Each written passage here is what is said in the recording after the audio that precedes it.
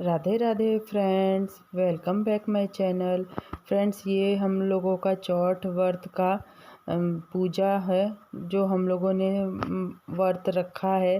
शाम सुबह से लेके हम लोगों ने बिना पानी का व्रत होता है ये।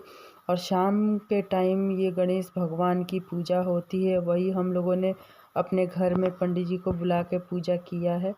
गणेश भगवान का स्थापना किया है, मूर्ति रख के यहीं पर हम लोगों ने जल फूल फल सब तिल के लड्डू वगैरह बना के पूजा कर रहे हैं। सब लोग इकट्ठा होके ही एक जगह अच्छा लगता है, एक जगह बैठ के पूजा करने में। तो सब एक जगह ही हम लोगों ने पूजा किया है। फ्रेंड्स, ये देख लीजिए, हम लोग सब गणेश भगवान को सिंदूर चढ़ा रहे हैं। बहुत ही अच्छा लगता है एक जगह पूजा करने पे, और बहुत ही सुंदर भी लगता है देखने में। तो देख लीजिए फ्रेंड्स, हम लोगों ने सिंदूर लगाया, फूल चढ़ाया, फल बनाया चढ़ाया है, तिल के लड्डू वगैरह भी बनाए हैं। तिल का लड्डू इस व्रत में बहुत ही ज़्यादा महत्व है। पान कसैली सब मंगा के तैयारी किया है फ्रेंड्स। दीप भी जलाया, अगरबत्ती धूप सब इसे सुनिएगा कथा।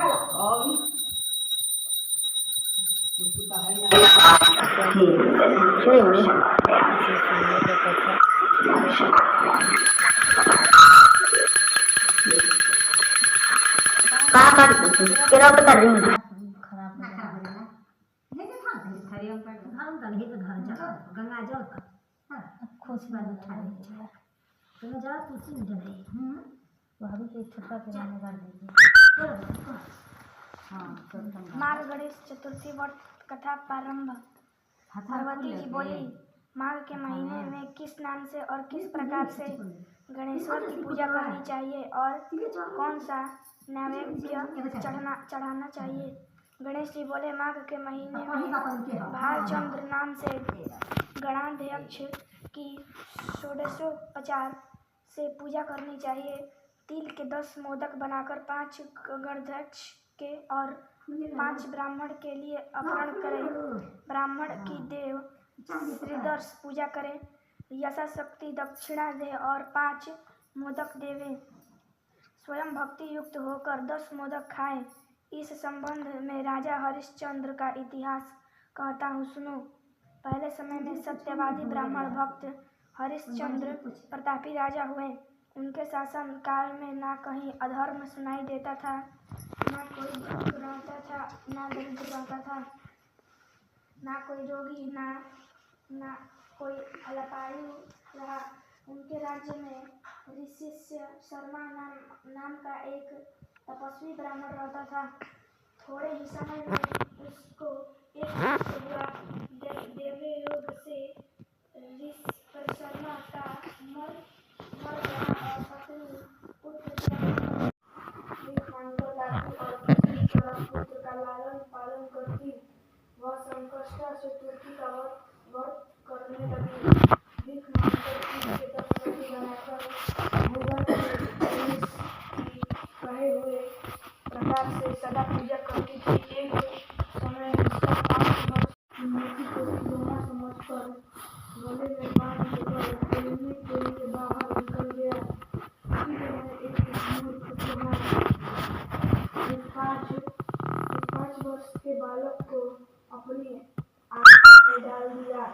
इधर उसकी माता पुत्र को ना पाकर पागल सी हो गई और गणाध्यक्ष की पूजा कर विलाप करने लगी। हे गणेश, हे जटाशोभायमान पुत्र, दुख से पीड़ित मेरी रक्षा करे। हे अनाथों के नाथ, भक्ता के अभिष्ट वर देने वाले पुत्र, दुख से पीड़ित मेरी रक्षा करे।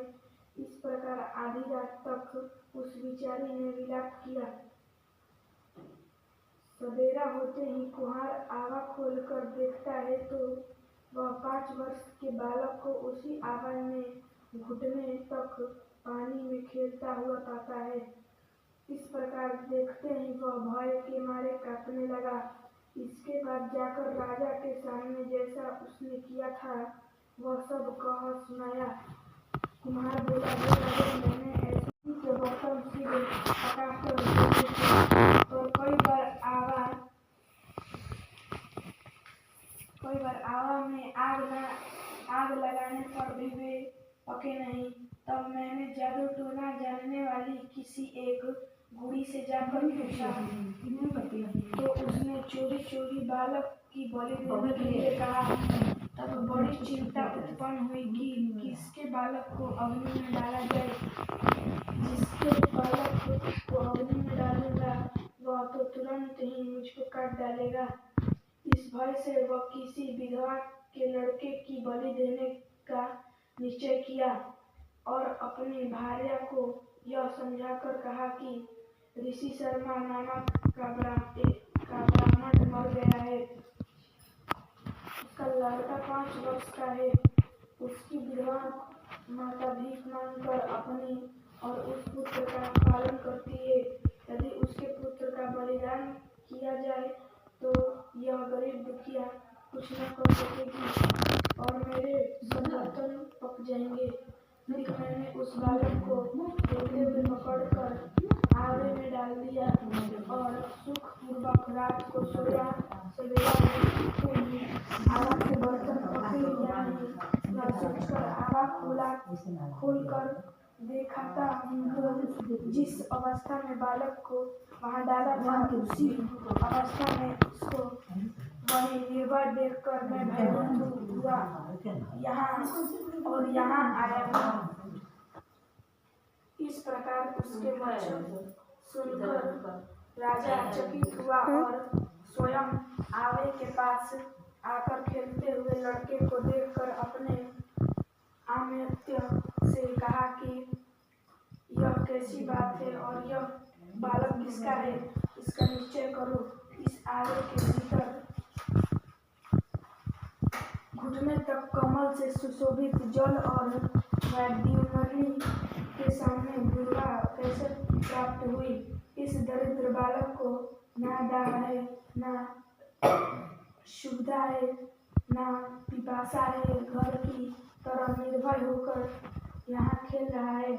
राजा के इतना कहने पर रोटी कलपति वह ब्राह्मणी भी वहाँ आ पहुँची और बालक को देखकर उसे उठाकर छाती से लगाया, चुंबन किया और रोटी कलपति हुई राजा के आगे बैठ गई। राजा हरिश्चंद्र बोले, हे ब्राह्मणी,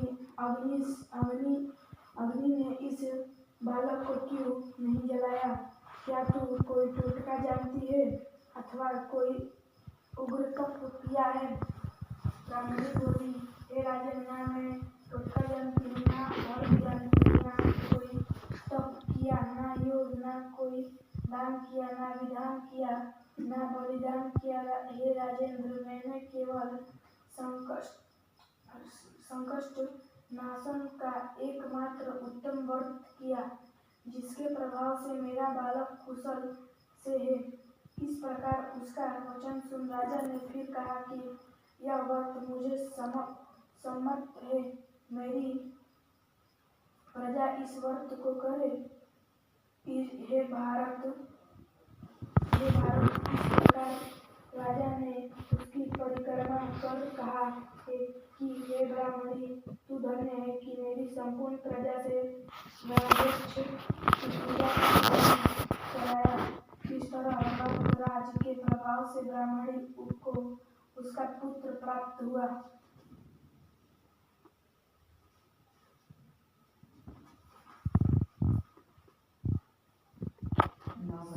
कृष्ण जी बोले, हे युधिष्ठिर, इसीलिए इस वर्त के प्रभाव से आपका जो कोई समस्त सिद्धि को देने वाला इस वर्त को करता है उसका गया हुआ राज्य, मित्र, पुत्र तथा पौत्र आदि समस्त सुख पुनः प्राप्त होता है।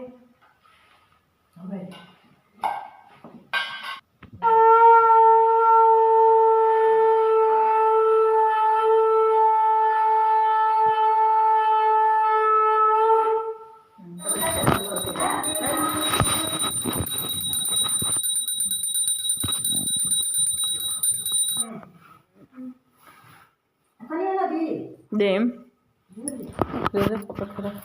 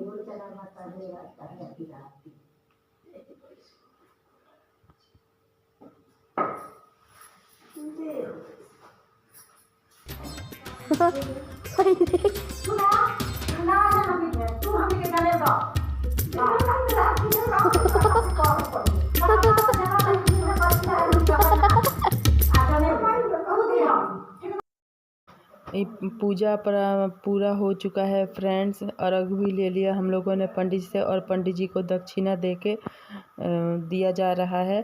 और थोड़ा सा हंसी मजाक भी पंडित जी से किया जा रहा है जनेऊ के लिए, कि आप हम लोगों को जे दीजिएगा। पंडित जी से थोड़ा हंसी मजाक भी ज़रूरी है। तो फ्रेंड्स, आप लोगों को हम लोगों की पूजा कैसी लगी कमेंट में ज़रूर बताइएगा। Thank you friends. Radhe Radhe friends. जय कृष्ण भगवान की जय।